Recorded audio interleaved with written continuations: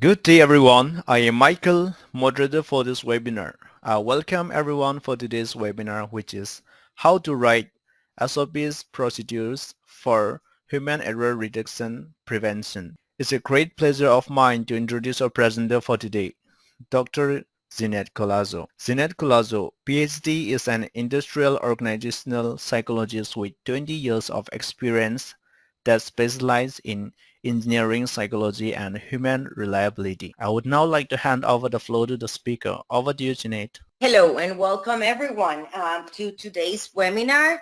My name is Jeanette Collazo and I will be presenting the topic on how to write procedures to reduce human error. I always like to start with regulations because human error is not a root cause. The European GMP, it's a little bit more specific and it actually gives us more granularity. Human error is about human behavior. What's the ultimate goal in the process of writing procedure or anything that we do for human error?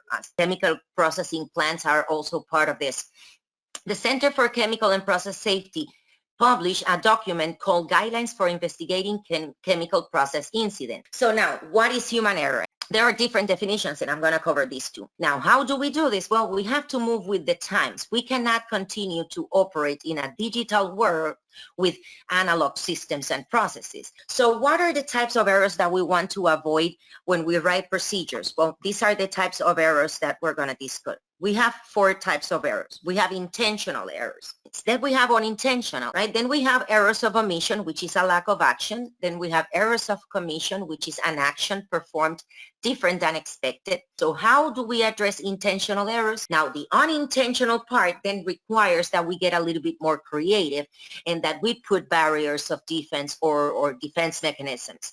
But this is a tool that we use for our root cause determination, root cause analysis for human error. These are the near root causes. Documentation hierarchy. This is the thing. We have many levels of documents in.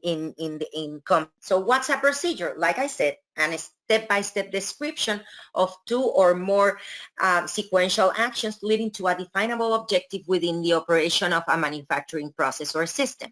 Another thing about procedures is that it's a set of instructions that are going to be written by someone, but it's going to be used and followed for others. How to create and maintain an effective procedure. One thing that I want to say is that it will take time. So I do have bad news. So facts about effective procedures. I want to go through the process of writing the procedure. Write the questions that you're going to be answering with this procedure. Then the second step will be to look for the answers and create more questions.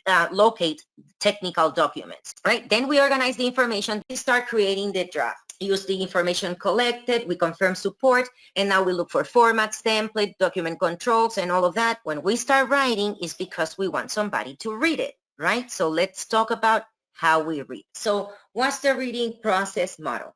Our resources of attention and comprehension. Consequences. So now we're going to start creating the draft. So we are going to, the first step, and this is how I like to do it, the writing checklist. This is what we want to do.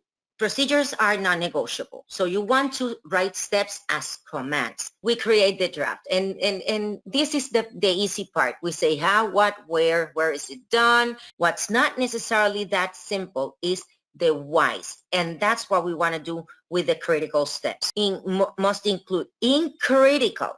The format checklist. Well, the most important thing here is that humans, we need white space. Warnings and cautions, they have to stand out. So they have to look different. We want to use step number, very single level.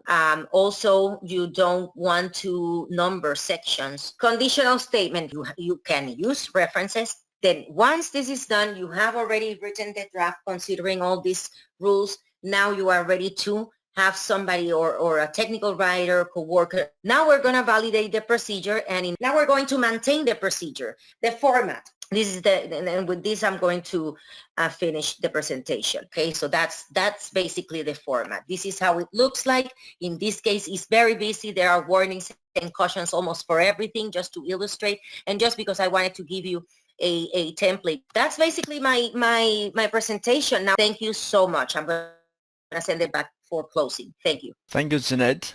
So that does conclude the session for today. Thank you everyone for participating. You may all disconnect now. Have a great day ahead. Bye bye.